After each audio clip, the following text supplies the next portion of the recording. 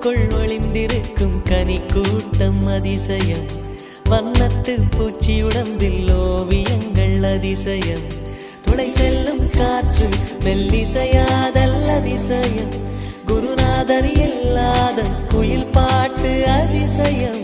அதிசயமே அசந்து போகும் நீ எந்த அதிசயம். கல் தோன்றி மண் தோன்றி கடல் தோன்றும் முன்னாலே உண்டான காதல் அதிசயம்.